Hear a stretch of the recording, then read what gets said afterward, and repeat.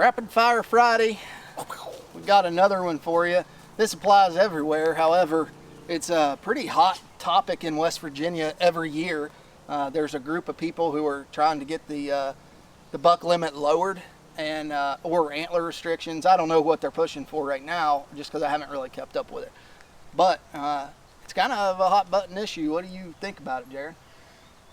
So I hunt West Virginia, I hunt Ohio, I dabble a little bit in Pennsylvania, and Kentucky as well. So Kentucky, 1 buck state. Ohio, 1 buck state. Pennsylvania, 1 buck state with antler restrictions in some places.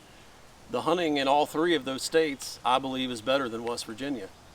Just for the simple fact you have a more mature age class of buck. The deer, they have a chance to make it to maturity. In the area we're at, which is north central West Virginia, you can kill 3 bucks throughout the year.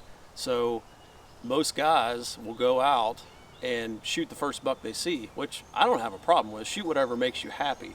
But they will shoot the first buck they see because they know they have a second buck tag in their pocket.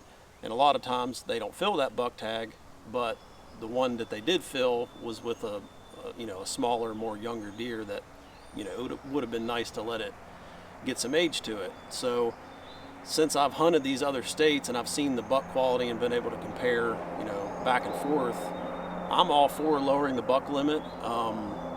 Maybe not all the way to 1, maybe do like 1 buck and then antler restriction after that. I think that'd be kind of the best of both worlds. And I don't know. What do you think, Grant? I think that it's a really good idea to do something. I don't think it's a good idea to leave it at 3.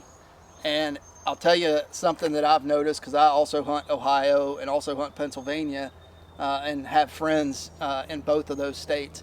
Something that I notice about what they do over there compared to what we do is they shoot a lot of does. Yeah. They shoot way more does than we do because they only have 1 buck tag. Yeah. So to get meat in the freezer, they are shooting does, and that is something in the areas that I hunt. It's not that way everywhere in West Virginia. Yeah. And I don't want to pretend like it is. The areas I hunt are polluted with does. Yep. And that just causes problems. Yep. With antler size as well and the health of the herd. I don't care. I mean, if it stays at 3, whatever, that's fine. If it goes down to 2, I'd probably be pretty happy. If it goes to 1, I'd be happy too. I don't really care. I get to hunt more than most people, so it doesn't really matter to me. If I was a guy who only hunted weekends, I don't know. Maybe that would change the way I thought about it. But I honestly, if I had it my way and I was king of the world, I would probably do a 2 buck limit here with an antler restriction on the second one. And even that, I think it's pretty generous. If you look at the results in the other states, I talk to people in Pennsylvania all the time because I work up there. And a lot of people say it's the best thing that ever happened to their state as far as deer hunting goes, and I tend to agree with them. So that's what I think. I'd like to see it, at least I'd like to see some sort of change happen, but if it doesn't, I guess it's not the end of the world. I'll keep shooting spikes. But yeah, I totally agree with Grant. In the area that I hunt, there's a huge doe problem because, the guys that hunt it, they're not going to fill a tag on a doe when they could fill it with a buck. It just seems like they'll pass does up to shoot a small young buck, which, it does create problems because the doe numbers are just way, way out of whack, and there's nothing I can do about it. I don't have enough tags to take care of them all. So, it's a rough place to be in. You're going to have a lot of guys that disagree and just want to shoot whatever they want, and that's fine. If it's a 1 buck limit, shoot the buck you want to shoot, and if you're happy with it, I'm happy.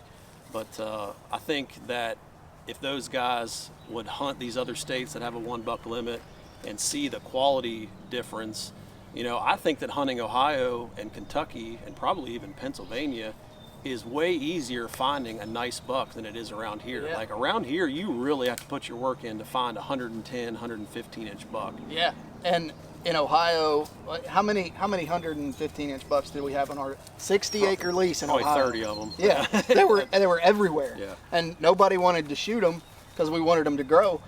But I mean, lowering a buck limit, if I could take my kid out, take either of my kids out on their first hunt and they see a 100-inch buck, like, that'd be crazy. I went my whole life until probably 15 or 20 years ago, thinking that a 100-inch buck was a 140 or 150-inch buck because I never saw them and I didn't know any better.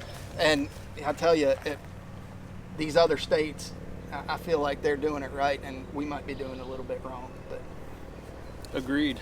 yeah, So there you have it. there you have it. That's the answer. Governor Jim Justice, do something.